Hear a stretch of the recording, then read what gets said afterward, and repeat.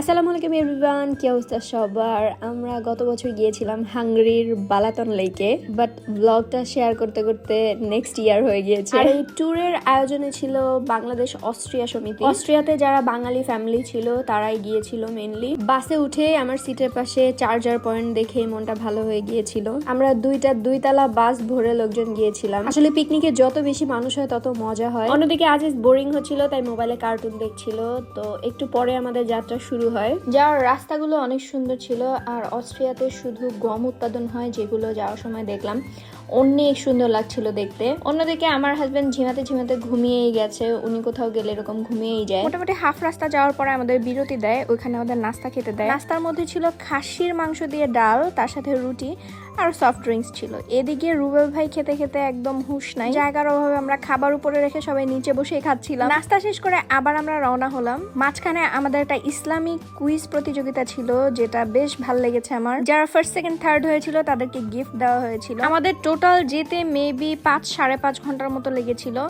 যাক, আমরা ফাইনালি বালাতন লেকে পৌঁছে গিয়েছি। মিনিমাম 1 কিলোমিটার আগে থেকেই এই নদীটা দেখা যায়। নামার পরে দেখলাম প্রচন্ড পরিমাণে রোদ, আর তখন সামার টাইম ছিল। নেমে আমরা সবাই হাঁটা শুরু করলাম। সামনেই সবকিছু দেখছিলাম, পার্ক আছে, বিভিন্ন ধরনের শো পিস দেখছিলাম। সো আমি একটু প্রাইস গুলো দেখে অবাক হয়েছি যে এত প্রাইস কেন।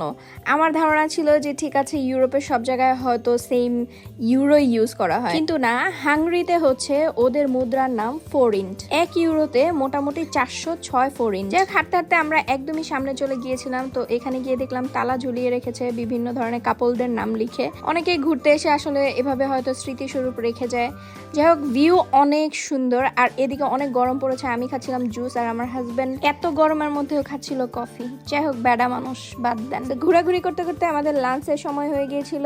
আমরা লাঞ্চ করতে চলে যাই। এদিকে আমাদের আজিজ পাখিটা কোকাকোলা ধরে বসে আসছে। তারপর আমাদেরকে খাবার সার্ভ করা হয়েছিল। খাবারের মধ্যে ছিল খাসির বিরিয়ানি, আর তার সাথে ছিল মুরগির রোস্ট, সাথে ছিল সফট ড্রিঙ্কস। খাওয়া দাওয়া শেষ করে আমরা বের হলাম। আর আমার হাজবেন্ড অলমোস্ট হাঙ্গরিয়ান হয়ে গিয়েছে। সে হাঙ্গরিয়ান ফ্ল্যাগ ধরে ধরে এমন করছিল। তারপর আমি আবার একটা শপে ঢুকে গেলাম। তারপর ভিডিও করছিলাম। আমি দেখছিলাম যে এখানে কি কি পাওয়া যায়, ওদের অ্যাকচুয়ালি ট্র্যাডিশনটা কি। তো আমার কাছে আমার এক্সক্লুসিভ কিছুই লাগে নাই।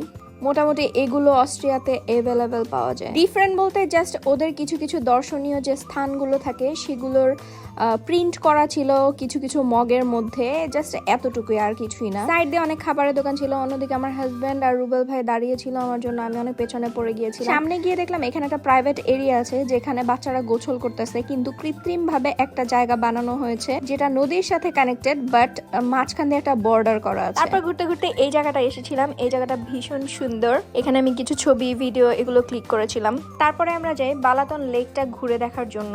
তো এই শিপটা মোটামুটি 1 ঘন্টা পর পর সবাইকে ঘুরিয়ে এদিকে আবার নিয়ে আসে। সো আমরা গিয়েছিলাম শিপে। টিকিট ছিল অ্যারাউন্ড 10 থেকে 15 ইউরোর মতো। মোটামুটি 1 ঘন্টা ওরা ঘুরিয়ে নিয়ে আসে। আমরা সূর্যাস্তও দেখেছিলাম। সো অনেক ঘোরাঘুরি করার পর এখন বাসায় ফিরে যাওয়ার পালা। সো আমরা বাসে উঠে যাই, আর আকাশটা অনেক সুন্দর লাগছিল।